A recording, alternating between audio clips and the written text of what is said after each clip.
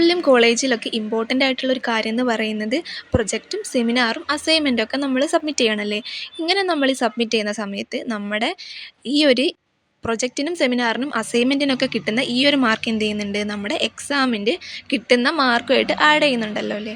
അപ്പോൾ അതെന്ന് പറയുന്നത് എന്താണ്, ഇമ്പോർട്ടൻ്റ് ആയിട്ടുള്ളൊരു കാര്യം തന്നെയാണ്. അപ്പോൾ നമ്മളിതൊക്കെ ചെയ്യുന്ന സമയത്ത് അതിൻ്റെ ഫ്രണ്ട് പേജ് എപ്പോഴും നല്ല അട്രാക്റ്റീവായിട്ട് വെക്കാനായിട്ട് നോക്കുമല്ലേ. ഉള്ളിലൊക്കെ എന്തൊക്കെ തെറ്റും വന്നു കഴിഞ്ഞാൽ എന്താണ് കുഴപ്പമില്ലല്ലേ, ഉള്ളോട്ടുള്ള പേജിലൊന്നും പ്രശ്നമില്ല. പക്ഷേ ഫ്രണ്ട് എപ്പോഴും എന്താവണം, നീറ്റും ക്ലീനും ആയിരിക്കണം. അപ്പോൾ അത് കാണുമ്പം തന്നെ അത് നോക്കുന്ന ഒരാൾക്ക് എന്തായിരിക്കും, പോസിറ്റീവായിട്ട് തോന്നും. അപ്പോൾ ഫസ്റ്റ് നമ്മൾ ഇതുപോലെ ഒരു എസ്തെറ്റിക് ആയിട്ടുള്ള എന്തെങ്കിലും ഒരു ക്യൂട്ടായിട്ടുള്ള ഒരു ഡിസൈനൊക്കെ ഫ്രണ്ടിൽ വരച്ചിട്ട്, ഇപ്പോൾ സെമിനാർ ആണെങ്കിൽ സെമിനാർ, അസൈൻമെൻ്റ് ആണെങ്കിൽ അസൈൻമെൻറ്റ് എന്നൊക്കെ ഒന്ന് എഴുതി വെച്ച് കഴിഞ്ഞാൽ കാണുന്ന മിസ്സുമാർക്കും അതേപോലെ എന്താണ് നല്ല പോസിറ്റീവായിരിക്കും കേട്ടോ. ഇതിന് വേണ്ടിയിട്ട് ഞാൻ യൂസ് ചെയ്തിട്ടുള്ളത് പിങ്ക് കളറും ഓറഞ്ച് കളറുമാണ്. അതൊന്ന് മാർക്ക് ചെയ്യുക, ഷെയ്ഡ് ചെയ്ത് കൊടുക്കുക, അത്ര മാത്രമേ ഉള്ളൂ കേട്ടോ.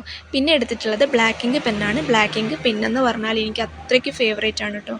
നമ്മൾ ഇതുപോലെ എന്തെങ്കിലും ഒരു എസ്തെറ്റിക് ആയിട്ടൊക്കെ ചെയ്യുന്ന സമയത്ത് ബ്ലാക്ക് ഇങ്ക് യൂസ് ചെയ്ത് കഴിഞ്ഞാൽ അതിൻ്റെ ഒരു ഫൈനൽ ലുക്ക് എന്ന് പറയുന്നത് തന്നെ കാണാൻ നല്ല ഭംഗിയായിരിക്കും കേട്ടോ.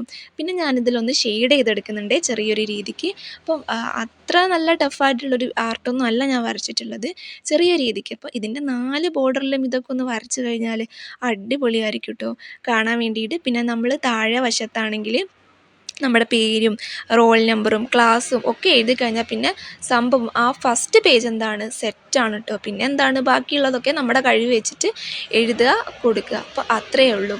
അപ്പം നിങ്ങൾക്ക് ഈ ഒരു ബോർഡർ ഇഷ്ടമായെങ്കിൽ നിങ്ങളിതൊന്ന് ട്രൈ ചെയ്ത് നോക്കണേ. അതേപോലെ തന്നെ ഈ ഒരു വീഡിയോ നിങ്ങൾക്ക് ഇഷ്ടമായെങ്കിൽ ചാനലൊന്ന് സബ്സ്ക്രൈബ് ചെയ്ത് സപ്പോർട്ടും കൂടെ ചെയ്യണം കേട്ടോ. അപ്പം ഇതാണ് നമ്മുടെ ഈ ഒരു പേജ് ബോർഡറിൻ്റെ ഫൈനൽ ലുക്ക് എന്ന് പറയുന്നത്. നിങ്ങൾക്ക് ഇത് ഇഷ്ടമായെങ്കിൽ ഒരു ലൈക്കും കൂടെ ചെയ്യാൻ മറക്കല്ല കേട്ടോ. അപ്പോൾ അടുത്ത വീഡിയോയിൽ വേറൊരു ക്രാഫ്റ്റ് ആയിട്ട് വരാവേ.